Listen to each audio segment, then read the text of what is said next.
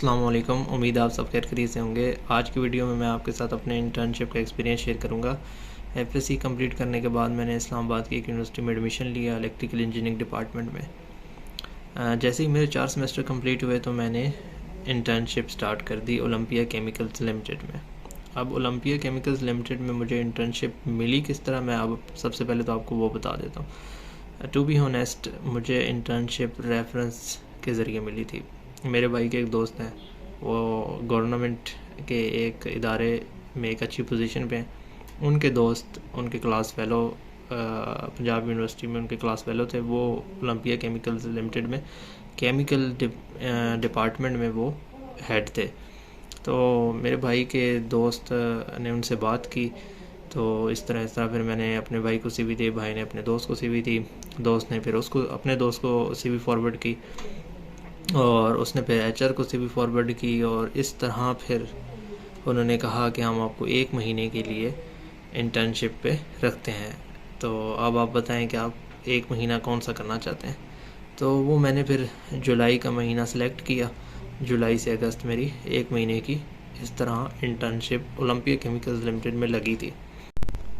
अब होना तो ये चाहिए था कि मैं एचआर को डायरेक्ट सीवी ईमेल करता और एचआर मुझे जवाब देता कि हाँ ठीक है, आपको रखना है, आपको सैलरी देनी है नहीं देनी, या आपको फ्री रखना है, या आपको नहीं रखना तो ये वजह है, या हमारी पॉलिसी कंपनी की है नहीं है। मतलब वो मुझे एचआर का काम बनता है ना, मुझे जवाब देना। मैंने उसको ईमेल की है, सब्जेक्ट में इंटर्नशिप लिखा हुआ है, तो एचआर का काम बनता है कि जवाब दे। लेकिन यहाँ पे इस तरह नहीं है, यहाँ पे कोई एचआर वगैरह जवाब नहीं देता। ठीक है, यहाँ पे आप जॉब एडवर्टाइज़ हो जाती है, आप उसके लिए सीवियाँ भेजते हैं, उस पर जवाब नहीं आता, तो ये तो फिर आप ऐसे ही रैंडम सीवी भेज रहे हैं ना, उन्होंने एडवर्टाइज़ ही नहीं किया, तो फिर तो आप भूल ही जाएंगे एचआर की तरफ से जवाब आए। अब ज़रा पॉइंट पे आ जाते हैं। मैंने आपको शुरू में अपना बैकग्राउंड भी थोड़ा सा बता दिया, फिर मैंने आपको इंटर्नशिप मुझे मिली किस तरह वो बता दिया, फिर मैंने इंटर्नशिप की वजह बता दी कि वजह क्या थी बेसिकली इंटर्नशिप करने के लिए ओलंपिया में। और फिर मैंने आपको थोड़ा सा एचआर का प्रोसेस बता दिया कि माजरत के साथ पाकिस्तान में एचआर का क्या रोल है और किस तरह वो रिस्पॉन्स करते हैं। और अब आते हैं कि मेरा पहला दिन था ज्वाइनिंग का ओलंपिया केमिकल्स लिमिटेड में।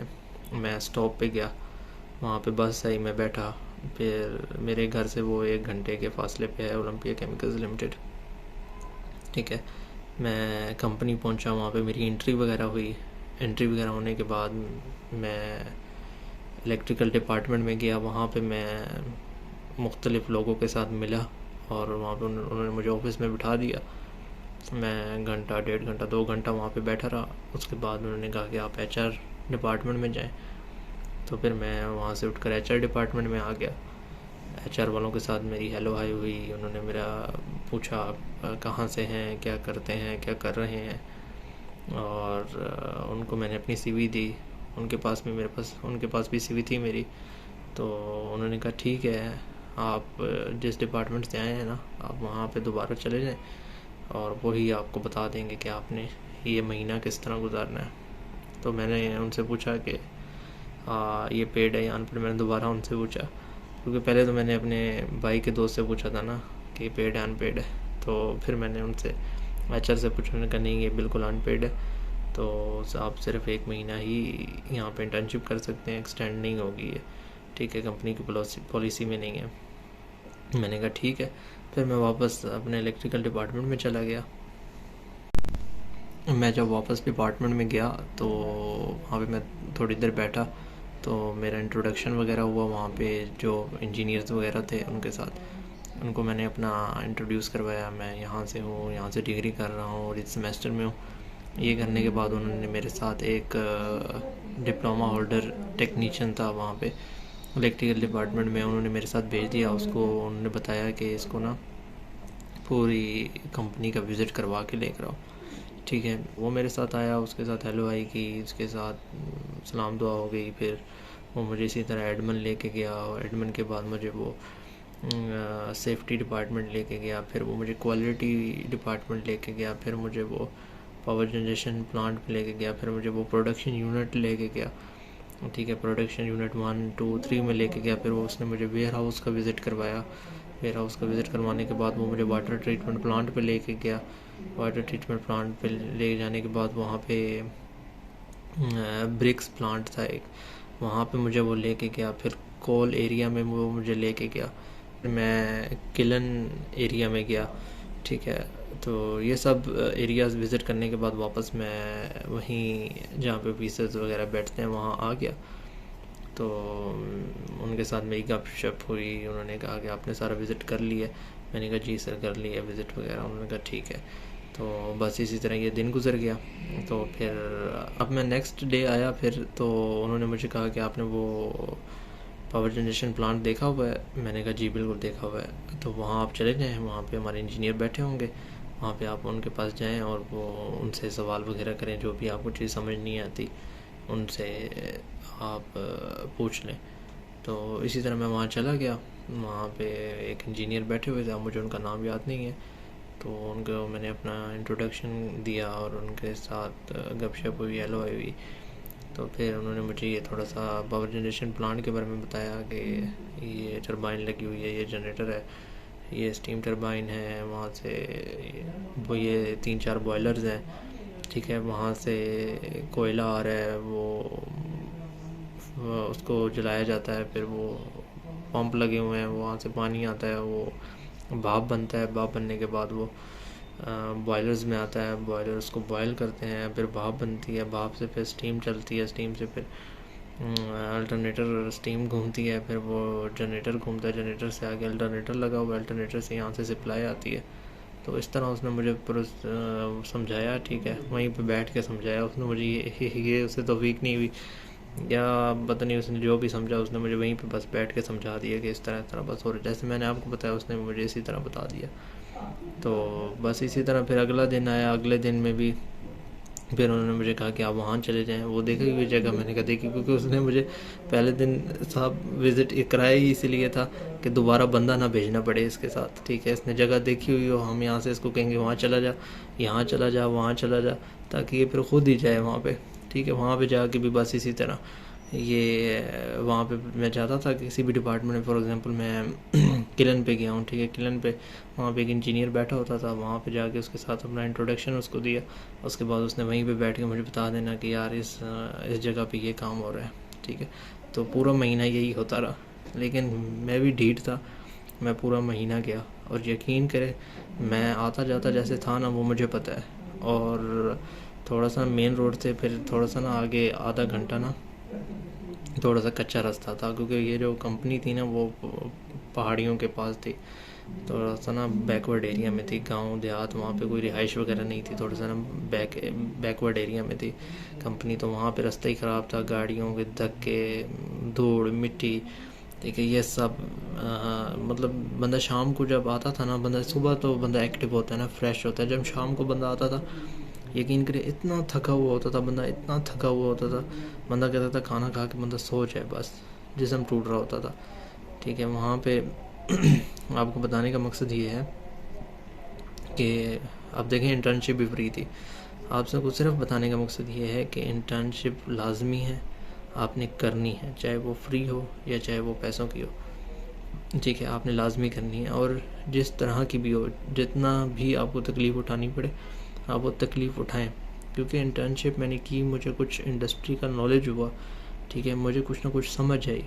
नो डाउट उन्होंने मुझे सही से नहीं समझाया, लेकिन मैं वहाँ जाता था, वो मुझे बैठ के ही जो समझा देता था, मुझे अब पता तो है ना यार वो वहाँ पे सिस्टम चल किस तरह रहा है, ठीक है। तो अभी जो मैं बातें आपको कर रहा हूँ फिर शायद मैं ये नहीं कर पाता, आपको नहीं बता पाता कि अगर ये मेरे साथ ये चीज़ एक्सपीरियंस ना हुई होती तो ये मैं आपके साथ शेयर ना कर सकता, ठीक है। आपको दूसरा ये बताने का मकसद ये है कि मैंने ये एनालाइज़ किया हमारे जितने भी सेक्टर्स हैं, केमिकल हो गया, सीमेंट सेक्टर हो गया, हमारी जितनी भी इंडस्ट्रीज़ हैं, ठीक है, प्राइवेट इंडस्ट्री जितनी भी हैं, मल्टीनेशनल ग्रुप्स की बात नहीं कर रहा, जितनी ये पाकिस्तानी मेड इंडस्ट्रीज़ जो है ना, सीमेंट इंडस्ट्री होगी, जैसे केमिकल इंडस्ट्री होगी, टेक्सटाइल होगी, शुगर इंडस्ट्री होगी, यहाँ पे जो हेड ऑफ़ डिपार्टमेंट्स हैं ना, वो कोई एक आध इंजीनियर होगा, उसने कोई BS इंजीनियरिंग की हुई होगी किसी ज़माने में। मेरे क्लास फेलो एक हैं, मेरे साथ इंजीनियरिंग में थे, तो